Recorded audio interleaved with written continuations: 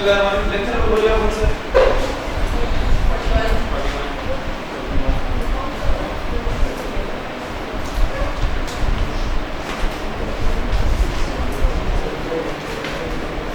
Lecture 41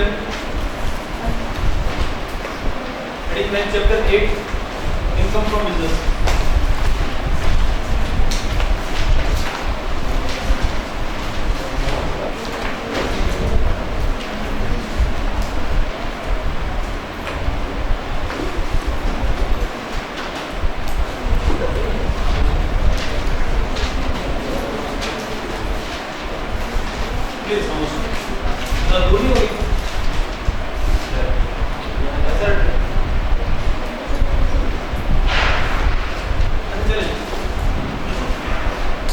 हमने इसे देखा है इनकम टैक्स में कि हमारे 5 हेड्स हैं, मतलब 5 हेड्स हम लोग कमा सकते हैं, उसमें 4 हेड्स हम पढ़ चुके हैं।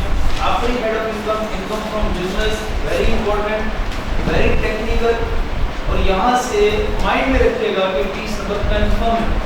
आपके 100 में से 20 मार्क्स का क्वेश्चन कंफर्म इसमें से आना है। अब देखिए चैप्टर डिफिकल्ट है या नहीं है, क्या नेचर है इसकी, पर नाम देखिए इनकम फ्रॉम बिजनेस। अब हमें क्या इस चीज़ का पता है कि एक बंदा इनकम फ्रॉम सैलरी कब कमा रहा होगा और एक इनकम फ्रॉम बिजनेस कब कमा रहा होगा। क्या लेट्स सपोज बैंक वाले जो अपने टीचर्स को सैलरी पे कर रहे हैं, मंथली पे कर रहे हैं, तो वो जो सैलरी टीचर्स को मिल रही है तो टीचर्स क्या कमा रहे हैं, इनकम फ्रॉम सैलरी।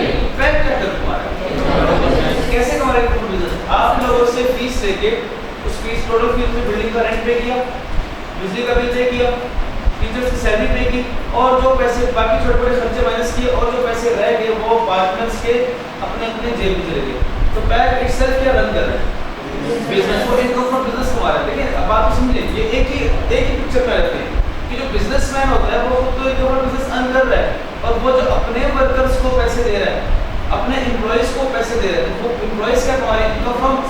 जैसे कि वो बशीर को उसके बॉस ने हायर किया था, तो बशीर तो सैलरी कमा रहा था, लेकिन उसका बॉस अल्टीमेटली जो कंपनी का ऑनर था, जो काम का ऑनर था, जो भी एक्टिविटीज का ऑनर था, उसका बॉस इटसेल्फ क्या कमा रहा था, इनकम फ्रॉम बिजनेस कमा रहा था।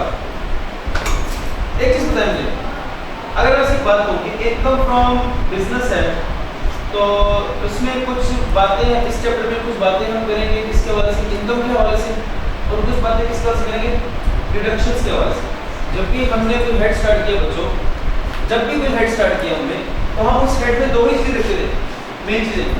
एक में हमने किस किस को इनकम में ऐड करना है, और दूसरा हम देखते थे कि हमें किस किस को एज ए डिडक्शन माइनस कर देना है, ऐसे ही था। लेकिन इनकम में अगेन कुछ इनकम ऐसी थी जो टैक्सेबल थी, ये चार्जेबल थी, और कुछ एग्जम्प्ट थी। डिडक्शन में कुछ डिडक्शन ऐसे थे जो अलाउड थी और कुछ डिसअलाउड थी। यही चीज़ हमने इस चैप्टर में भी देखनी है। तो कुल मिला के बात कर रही है कि हमने देखना है इनकम फ्रॉम बिजनेस, हम देखेंगे किस किस को इनकम फ्रॉम बिजनेस में ऐड करना है, और क्या क्या डिडक्शंस होंगे, क्या इनकम है और क्या डिडक्शंस। इनकम में फर्दर हम देखेंगे कि कौन सी इनकम चार्जेबल टू टैक्स है और कौन सी इनकम एग्जैम्प्ट है। डिडक्शंस में हम देखेंगे कि कौन कौन से खर्चे अलाउड हैं, यानी इसे क्या कहते हैं, टैक्स एडमिसिबल, और तो नहीं अलाउड, इनएडमिसिबल।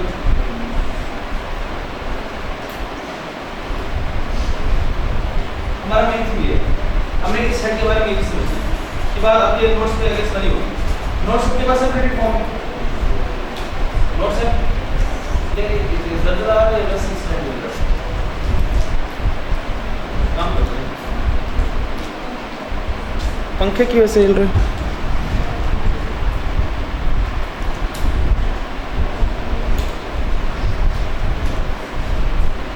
चलिए नोट्स पे आ जाए, पढ़े। डेफिनेशन बिजनेस इंक्लूड, जैसे याद है तो हमने इनकम फ्रॉम सैलरी स्टार्ट किया था, तो हमने पहले कहा कि एम्प्लॉयमेंट किसे कहते हैं, एम्प्लॉई किसे कहते हैं, एम्प्लॉयर किसे कहते हैं। हमने अदर सोर्स स्टार्ट किया, तो हमने कहा किसी भी इनकम को अदर सोर्स में क्लासिफाई करने के लिए पहले कुछ शर्तें हैं, वो 4 शर्तें थी। इनकम का होना जरूरी है, एग्जैम्प्ट ना हो, किसी और हेड में ना हो, किसी और क्लास में ना हो, एफडीआर में ना हो। इसी तरह पहले हम समझना बिजनेस क्या है इसका। अब मुझे एक चीज़ बताना, क्या सिर्फ उसकी इनकम फ्रॉम बिजनेस होगी जो सारा साल बिजनेस कर रहा है, या उसने साल में सिर्फ एक दफ़ा कोई बिजनेस एक्टिविटी की और बिजनेस अर्न किया, वो भी इनकम फ्रॉम बिजनेस है?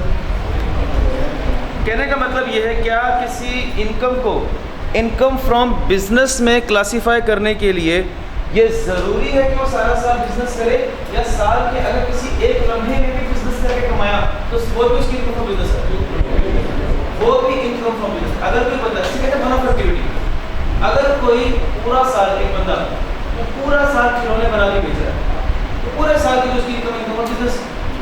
आप में हमें से एक बंदा था, उसने साल के किसी एक लम्हे में कोई एक चीज़ बनाई या खरीदी कम प्राइस पे और हाई प्राइस पे बेचती, मुनाफा कमाया, तो क्या उसकी के वो जो मुनाफा है वो इनकम फ्रॉम बिजनेस है या नहीं है? वो भी है। जरा पढ़ेंगे, business includes any trade, trade करके चीज़ें खरीद कर बेचना, ट्रेडिंग का तो नहीं होगा आपको, ट्रेड होता है चीज़ें खरीद कर बेचना, नहीं लिखेगा पास नहीं होगा, इसके पास नोट्स नहीं है उसके मसला है पास जी। एनी ट्रेड, कॉमर्स, मैन्युफैक्चर का मतलब है बनाना। अच्छा, अब जो तीन लफ्ज बोल रहे हो, कॉमर्स, प्रोफेशन, वोकेशन, इन तीनों का मतलब लिखे हैं सर्विसेज देना। कॉमर्स, प्रोफेशन, वोकेशन, तीनों का मतलब क्या है? सर्विसेज देना। देखिए, एक बंदा है वो चीज़ खिलौने बना के बेच रहा है, कौन सी इनकम है? क्या कर रहा है? वो बिजनेस कर रहा है। अच्छा, एक बंदा है वो लॉयर है, लॉयर की फर्म है, तो क्या वो आपको कोई चीज़ बेच रहा है या सर्विसेज दे रहा है? इसलिए वो भी क्या कर रहा है? वो भी बिजनेस कर रहा है, वो बिजनेस कर रहा है। तो अगर कोई चीज़ें बेच रहा है या सर्विसेज दे रहा है, दोनों किसमें आएंगे? बिजनेस। अच्छा, ये है सारा साल, ये वो लोग सारा साल खिलौने बना के बेच रहे हैं, सारा साल आपको सर्विसेज दे रहे हैं, सारा साल टीचर या डॉक्टर आपको आपका चेकअप कर रहा है, डॉक्टर को आपको सर्विसेज दे रहा होता है, ये सारा साल कर रहे हैं, ये स्टिल बिजनेस है। इसके साथ नीचे देखिए,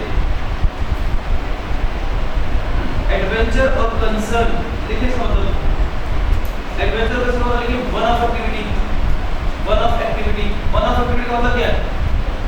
एक दफा। देखो, किसी ने पूरे साल में एक दफा खिलौने बना के बेचे, किसी ने पूरे साल में एक दफा आपको सर्विसेज दी, पैसे चार्ज किए। एडवेंचर और concern in the nature of trade, commerce, manufacture, profession और vocation.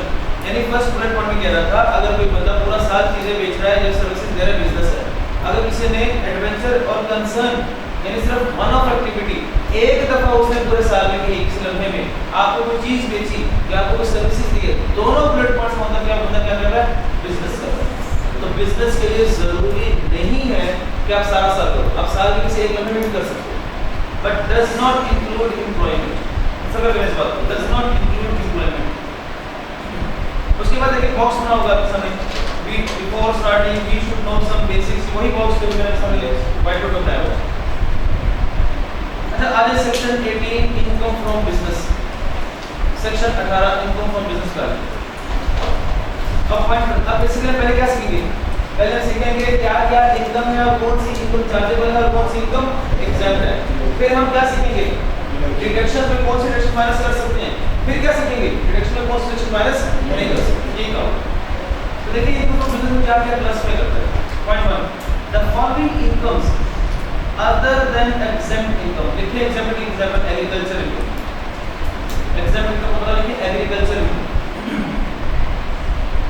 The following incomes other than exempt income and incomes falling under FTR। क्या एग्जांपल है FTR की? डिविडेंड, डिविडेंड FTR के ऊपर डिविडेंड क्या है? ना तो exempt होनी चाहिए ना ही FTR वाली, उसके अलावा जो भी इनकम है चल विचार करो अंडर इनकम फ्रॉम बिजनेस और बताने जा रहा हूं कौन कौन सी वो पढ़ने जा रहे हैं, वो कौन कौन सी इनकम है जो इनकम फ्रॉम बिजनेस में आएगी। प्लस करेंगे।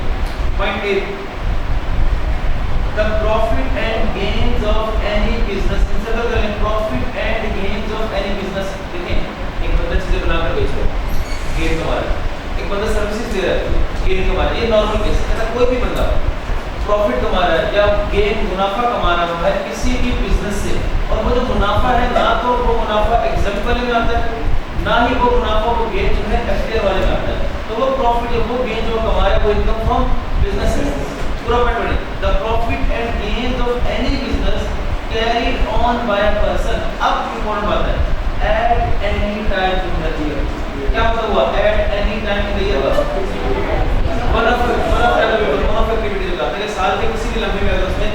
कोई चीज़ बेच कर मुनाफा कमाया या कोई सर्विसेज देकर मुनाफा कमाया और वो मुनाफे वाले अमाउंट ना तो एग्जाम्प्ट में आती थी ना ही एफटीआर में आती थी, तो वो चीज़ कहाँ आ जाएगी? Income from business. आप FR1 पढ़ रहे होंगे यकीनन, और FR1 में यकीनन आपने IS16 पढ़ा होगा। IS16 में आपने यकीनन रीवैल्यूएशन सीखी होगी। क्या रीवैल्यूएशन वाकई में उस नॉन करंट एसेट के वैल्यू बढ़ जाती है या अंदाजा होता है?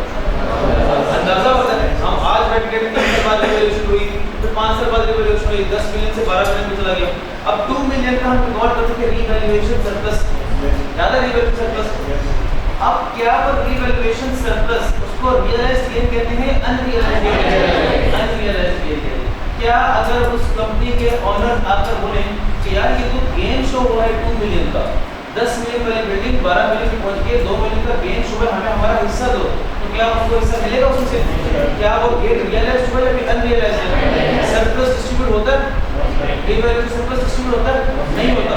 तो इन्हीं बात को कह रहा है कि जिस तरह आपने रीवैल्यूएशन सरप्लस है, अनरियलाइज्ड गेन है, आपका इवन इम्पेयरमेंट लॉस आपने पढ़ा होगा, ये सारी बातें टैक्स में कंसीडर नहीं होती।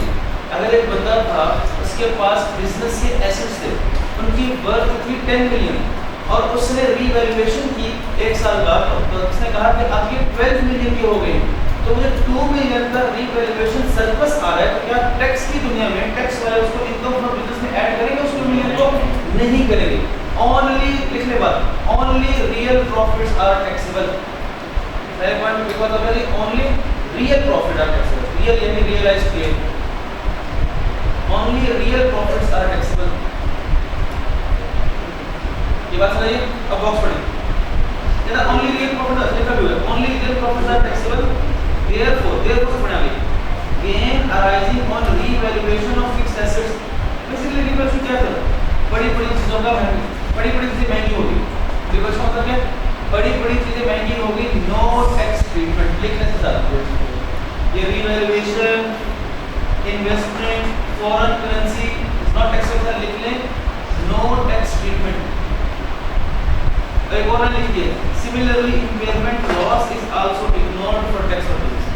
टैक्स की दुनिया में इम्पेयरमेंट लॉस को भी मतलब इस चैप्टर में आपको वाज़ेह पता चलेगा कि टैक्स वालों को का इख्तिलाफ है अकाउंटिंग वालों के साथ। यानी इस चैप्टर में ऐसा होगा कि अकाउंटिंग वाले कुछ खर्चे माइनस कर रहे होंगे, प्रॉफिट तक आते आते आना नेट प्रॉफिट तक ही है, बिजनेस है ना, टैक्स वाले भी नेट प्रॉफिट तक आएंगे, अकाउंटिंग वाले भी नेट प्रॉफिट तक आएंगे, लेकिन टैक्स वालों को अकाउंटिंग वालों के कुछ खर्चों पर, कुछ अखराजात पर एतराज़ होगा। यानी उन्होंने माइनस किया होगा, हम माइनस नहीं करेंगे, उन्होंने कुछ इनकम को ऐड किया होगा, हम ऐड, उन्होंने रीवैल्यूएशन को रिकॉर्ड किया होगा, गेन है ना, अकाउंटिंग वाले रिकॉर्ड कर रहे होंगे, टैक्स वाले रिकॉर्ड नहीं करते। उन्होंने पेमेंट लॉस को माइनस किया होगा, पेमेंट टेस्ट की होगी, टैक्स वाले नहीं करते। चलिए इस चैप्टर में हम सीखेंगे, जो हमारा मेन थिंग है कि हमें किन बातों पर अकाउंटिंग वालों से एतराज़ है। ये भी एक चीज़ है। आपको पहला एतराज़ नजर आ गया, उसने कहा भाई अकाउंटिंग वालों आप रीवैल्यूएशन प्लस करते हो, आप फॉरेन करेंसी एक्सचेंज देखते हो, आप इन्वेस्टमेंट्स को देखते हो, आप इम्पेयरमेंट लॉस को देखते हो, हम इसकी कोई टैक्स ट्रीटमेंट नहीं है। ठीक है, पॉइंट बी मुझे बताइएगा हमारा सेक्शन नंबर कौन सा है? याद रखना है या नहीं? सेक्शन 18 पॉइंट नंबर कौन सा? बी है, 1 का बी है ना। आपको पता है आप सीए कर रहे हैं तो आपका रेगुलेटरी बॉडी कौन सी है? चलिए क्या देखिएगा, लेट्स सपोज आप में से कोई एक माशाल्लाह जो है वो सबसे पहले क्वालिफाई तो हम सब करेंगे, लेकिन आप उसे सबसे पहले क्वालिफाई करके, जैसे कि हैदर शाह ने क्वालिफाई किया था, जब सीए क्वालिफाई करते तो आपके नाम एसीए लगता है। एसीए क्या होता है? एसोसिएट। और अगर आप रेलेवेंट इंडस्ट्री में 10 साल का एक्सपीरियंस के लिए क्या है, तो हैदर शाह डायरेक्ट ऐसे नहीं बना, बल्कि इससे क्वालिफाई किया, क्या बन गया? यहाँ देखिएगा मिस्टर हैदर एसी। अब मुझे चीज होता है क्या, दूसरा एक डॉक्टर एमबीबीएस करने के बाद क्या वो दोबारा पढ़ता है? क्या आप इसको देखा क्लिनिक में गए, डॉक्टर के क्लिनिक में, तो उसने बहुत बड़ी किताबें रखी हुई हैं, इवन एक बड़ी किताब रीड कर रहा होगा, वो क्या कहते हैं बेसिकली के लिए आए दिन कोई ना कोई नई बीमारी ईजाद होती है तो वो उसको पढ़ते हैं, उसके ट्रीटमेंट पढ़ते हैं और उसके हिस्ट्री चेक करते हैं कि ये क्या बीमारी है। इसी तरह क्या एक चार्टर्ड अकाउंटेंट क्वालिफाई करने के बाद रेलिवेंट स्टैंडर्ड से अपने आप को अपडेट रखता है कि नहीं रखता? स्टैंडर्ड्स कौन से दो? एक अकाउंटिंग और एक ऑडिटिंग। और इवन इसके अलावा क्या टैक्स से भी अपडेट रखेगा अपना कोई रखेगा अपडेट। तो हुआ क्या कि Either being a member of ICAP, being an ACA qualified chartered accountant, उसको still ICAP से standards की जरूरत पड़ेगी। आप इंशाल्लाह FR2 में जाएंगे, फाइनेंस में आएंगे तो फाइनेंस में आपको ऑडिटिंग स्टैंडर्ड की जरूरत पड़ेगी। FR2 में आपको अकाउंटिंग स्टैंडर्ड्स की जरूरत पड़ेगी। IFRS कहते हैं, IFRS कहते हैं इंटरनेशनल फाइनेंशियल रिपोर्टिंग स्टैंडर्ड्स, ये स्टैंडर्ड होते हैं। इस तरह ऑडिटिंग होते हैं, ISA होते हैं, international standard for auditing. Accounting क्या होते हैं? IES, international accounting standard. ये स्टैंडर्ड्स होते हैं, इसमें सारी बातें लिखी होती हैं। क्वालिफाई करने के बाद भी हैदर शाह को IFRS चाहिए। IFRS बुक्स होती है, बेसिकली बहुत बड़ी बड़ी किताबें होती हैं, देख के आपके साथ पुछते कर देंगे। IFRS की बुक्स चाहिए। हैदर किससे मांगी गई बुक्स? बेसिकली किससे ऑर्डर की जाती है? ICAP से। और ICAP इसके बदले में क्या चार्ज करता है? पैसे। अब मेरा सवाल ये है कि ICAP जो अपने मेंबर से ये